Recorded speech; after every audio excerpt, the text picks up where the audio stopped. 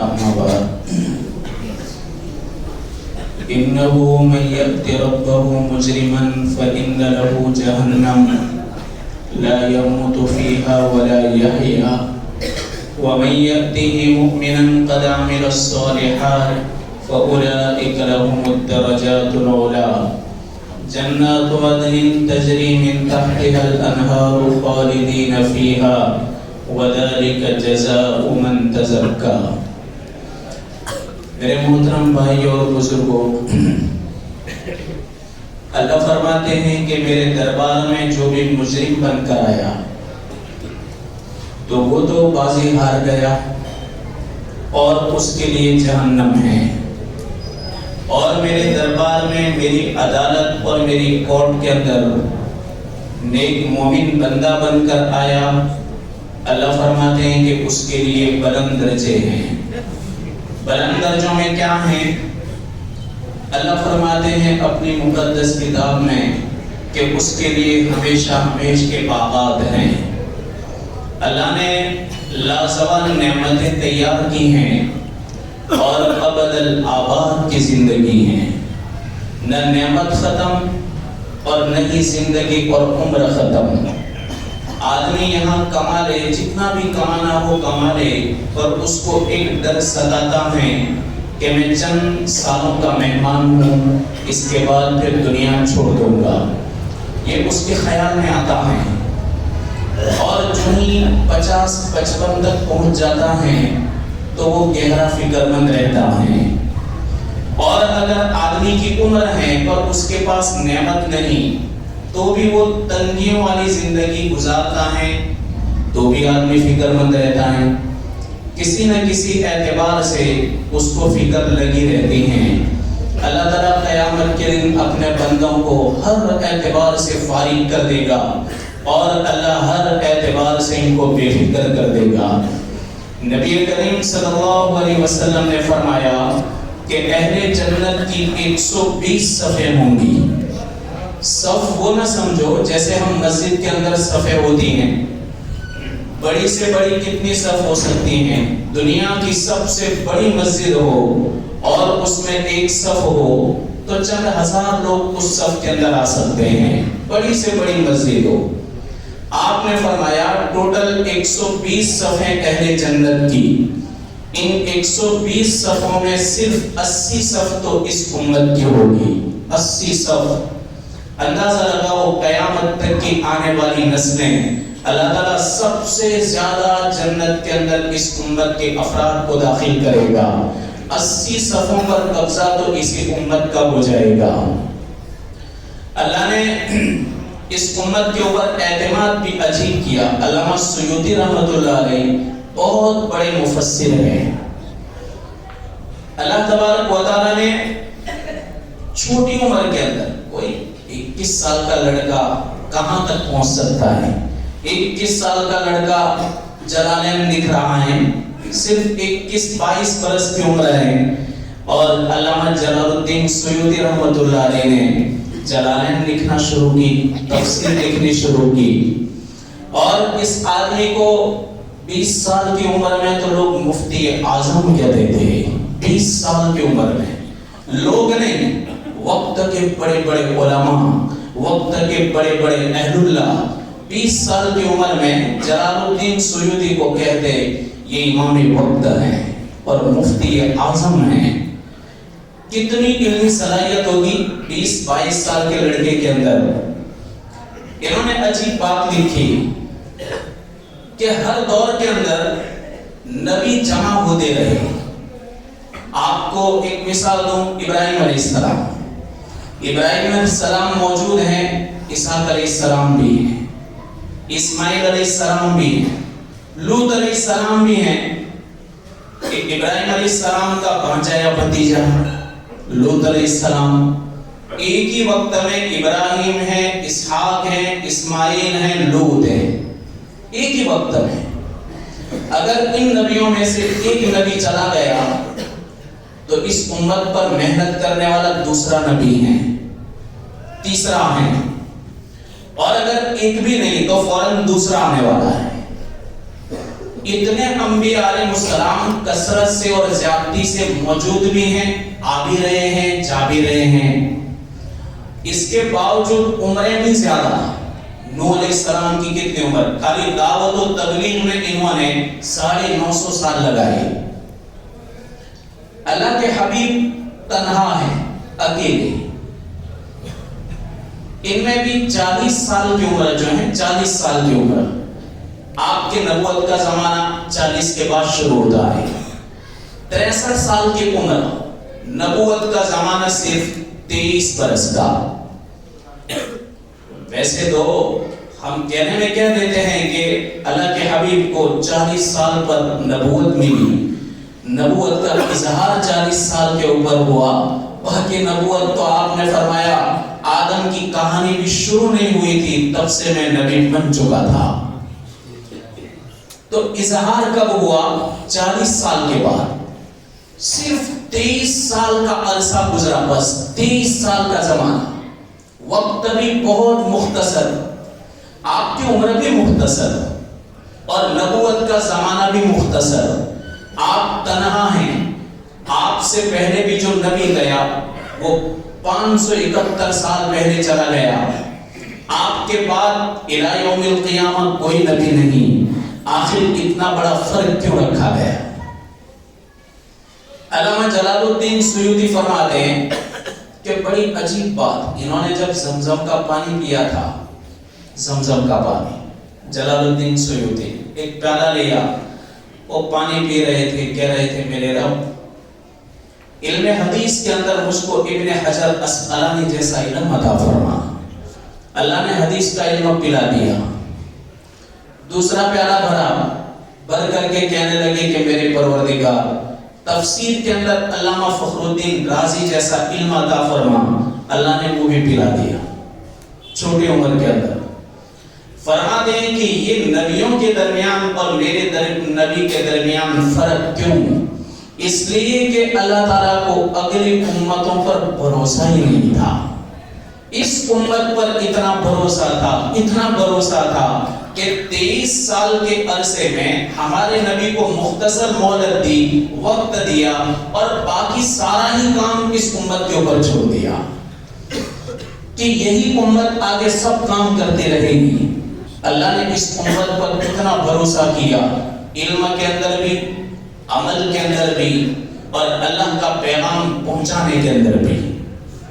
یہ اللہ تبارک و تعالیٰ کی دین ہے ہمارے نبی کے صدقے طفیل۔ تو 80 صفحے ہیں اس امت کی قیامت کے دن جنت کے اندر جانے والی۔ اللہ کی رحمت بھی وسیع۔ اللہ کے نبی ایک مرتبہ مسجد کے اندر تشریف لائے، ایک دیہاتی ہے، وہ پہلی صف کے اندر بیٹھ گیا، مشکاۃ شریف کی روایت ہے، اور زور زور سے دعا کرنے لگا۔ جلدی جلدی اس نے نماز پڑھ لی۔ نماز کے بعد اس نے دعا کی کہ اللہم ارحمنی و محمدا ولا ترحم معنا احدا۔ دعا کر رہا ہے کہ میرے رب مجھ پر اور محمد پر خالی رحم فرما، مجھ پر اور محمد پر رحم فرما، ولا ترحم معنا احدا، ہم دونوں کے ساتھ اور کسی پر رحم نہ فرما۔ آپ نے اس کی بات سنی، دیہاتی تھا بیچارہ، آپ نے فرمایا کہ تو نے میرے رب کے رحمت کو تنگ کر دیا، میرے رب کی رحمت اتنی بڑی ہے اور تو نے رب کے رحمت کو بہت تنگ کر دیا۔ اللہ کی رحمت ہر چیز کو شامل ہے، یہاں تک کہ انسان اتنی بھی تکلیف محسوس کرے کہ ایک چیز اس نے کہیں پر رکھی اور غلطی سے وہ ڈھونڈنے لگا، صحیح جگہ اس کو یاد نہ رہی، ڈھونڈنے میں اس کو تھوڑی تکلیف پڑی، اللہ کے حبیب نے فرمایا یہ بھی اللہ تعالیٰ گناہوں کا کفارہ بنا دے گا۔ اتنا بھی، ایک جیب کے اندر کوئی چیز رکھی ہے، ایک جیب کے اندر، اور تلاش کر رہا ہے دوسری جیب میں، پھر اس کو یاد آیا کہ ایک جیب میں ہے، اب اس میں کیا وقت گیا اور اس کو کیا تکلیف ہوئی؟ اللہ کے حبیب نے فرمایا مومن بندے کو اس پر بھی اجر دیا جائے گا۔ اور بخار چڑھ گئی، بخار چڑھ گئی اور اس نے خوشی سے برداشت کر لیا۔ اللہ تعالیٰ کسی بخار کو اس کے لیے نجات کا ذریعہ بنا دے گا۔ قیامت کے دن اللہ تبارک و تعالیٰ جب بیماروں کو انعام دے گا، بیماروں کو، تو جو تندرست رہے دنیا کے اندر، تندرستی والی زندگی گزاری، تو یہ تندرستی والے جب دیکھیں گے کہ ان کو بڑا انعام مل رہا ہے تو کیا تمنا کریں گے، اے کاش دنیا کے اندر ہمارے جسموں کو کینچی سے کاٹ دیا جاتا اور ہماری چمڑیوں کو کینچی سے کاٹ دیا جاتا اور ہمیں دنیا ہی کے اندر تکلیف پڑ جاتی تو آج اتنا بڑا انعام ہمیں بھی دیا جاتا۔ دیکھو اللہ تعالیٰ کی رحمت کتنی وسیع ہے، بیمار آدمی کے لیے بھی کفارہ بنا دیا، اور جو آدمی بیماری کے اندر مرتا ہے، بیماری کے اندر گولیاں کھا کھا کر کے، دوائیں پی کر کے، کمزوری کے ساتھ اور ایک لمبی بیماری کو لے کر کے، اللہ تبارک و تعالیٰ ایسے آدمی کو شہید جیسا درجہ دیتا ہے، ثواب اتنا بڑا دیتا ہے۔ یہ رحمت ہے۔ آپ نے اس دیہاتی سے فرمایا کہ تو نے میرے رب کے رحمت کو بہت تنگ کر دیا۔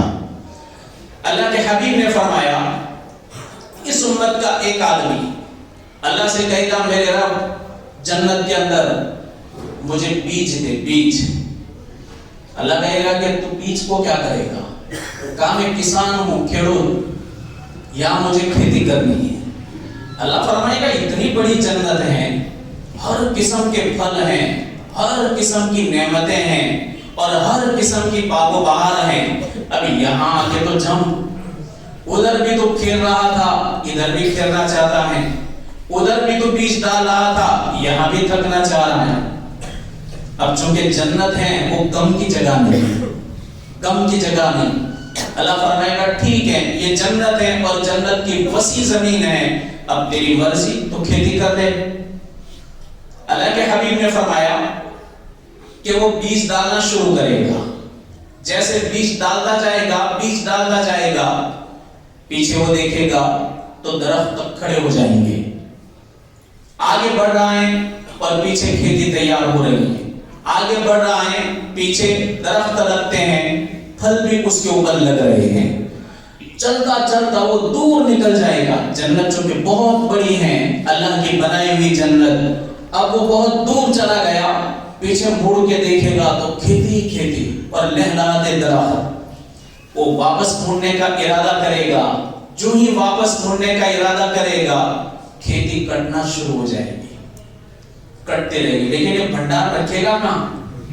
اتنا بڑا بھنڈار ہے، وہاں تو کوئی کوٹھیاں نہیں ہیں اور وہاں کوئی بڑے بڑے کوٹھے نہیں کہ اندر رکھے، لیکن اللہ تعالیٰ ایک بار تسلی دے رہا ہے کہ تیری خواہش پوری ہو گئی اور تیری تمنا پوری ہو گئی کہ دنیا میں تو کھیڑوت تھا تو ادھر بھی تو نے کھیتی کر لی۔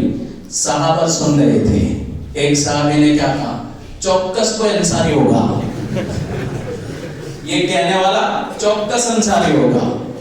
آپ ہنسے حتی بدت نواجزو، جب اس نے کہا کہ یہ انصاری ہوگا، آپ نے کہا کیسے؟ کہا کہ انصاری ہی لوگ کھیتی کے عادی ہیں، ہم مکہ والے کھیتی نہیں کرتے، ہم تو تاجر لوگ ہیں۔ تو اللہ کے حبیب اس کی بات سن کر کے مسکرائے، اتنے مسکرائے کہ آپ کے دانت مبارک کھل گئے، جو صحابہ نے آپ کے دانتوں کی چمک کو دیکھا۔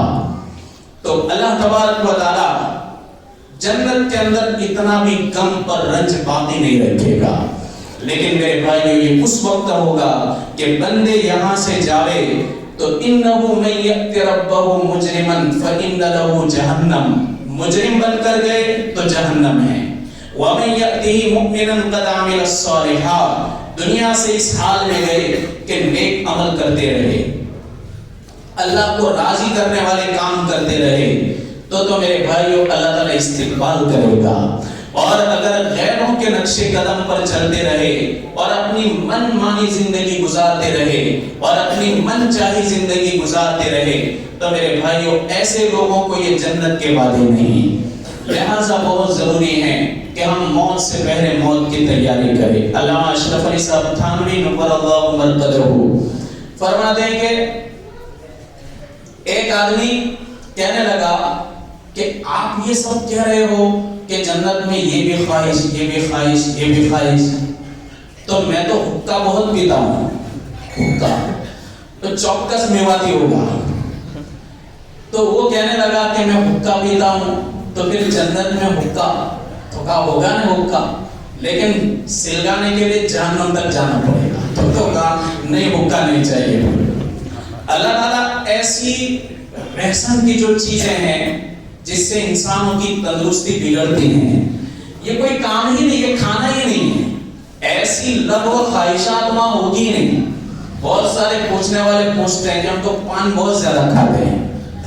وہاں تو اللہ تعالیٰ نے ایسی لطیف غذائیں تیار کی ہیں کہ یہاں آدمی کیوں پان کیوں کھاتا ہے؟ ایک اس کو نشہ ہو گیا، بیڑی پیتا ہے ایک نشہ چڑھ گیا، تمباکو کھاتا ہے ایک نشہ چڑھ گیا.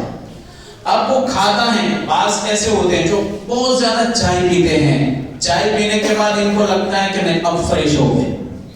یہ ہوتا کیوں ہے؟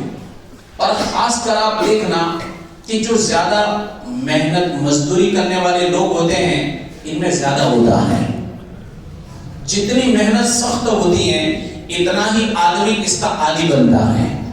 کسی بھی طریقے سے آدمی اپنی سستی کو اور اپنی غفلت کو یہ دور کرنا چاہتا ہے. جنت کے اندر ایسی بات نہیں. اللہ تبارک و تعالی جنت کے اندر ایسی لامحدود نعمتیں عطا کرے گا اور ایسی لطیف غذا اللہ عطا کرے گا کہ بندہ اتنا طاقتور ہوگا. کئی مردوں کے اللہ اسے طاقت عطا کرے گا. کبھی اس کے چہرے کے اوپر جیسے بڑھاپے کا اثر ہوتا ہے کوئی بڑھاپے کا اثر نہ ہوگا. ایک دم تندرست اور ایک دم نوجوان دکھے گا. جنت کے اندر اللہ تبارک و تعالیٰ نے اس سب بیہودہ غذاؤں کو، اسی طرح بیہودہ کھانوں کو اللہ تبارک و تعالیٰ وہاں ختم کر دیا ہے. تو میرے بھائیوں اترین ہے تو اس میں اپنے بچوں کا بھی خیال کریں کہ خاص کر الحمدللہ اب تو اچھا ماحول ہے. ایک زمانے کے اندر بڑے بھی اس میں انٹریسٹ لیتے تھے، بچوں کے ساتھ ساتھ وہ بھی چھتوں کے اوپر چڑھ جاتے تھے اور بڑے انٹریسٹ کے ساتھ وہ بھی پتنگ بازی کرتے تھے. اللہ کا شکر ہے محنت ہوئی تو ابھی اس قسم کا ماحول نہیں دکھتا. لیکن جہاں تک ہو سکے ان کی رسموں سے اپنے بچوں کو دور رکھنا چاہیے، اس لیے کہ اللہ تبارک و تعالیٰ کا غضب اس وقت آتا ہے جب ایمان والے ان کے نقش قدم پر چلتے ہیں. اب ان کے حق میں تو فیصلہ ہے، دنیا میں وہ جو اپنی مرضی کے مطابق چل لیں، لیکن ہمارے لیے ضروری ہے کہ ہم ہر کام کے اندر اللہ کی رضا کو مد نظر رکھیں.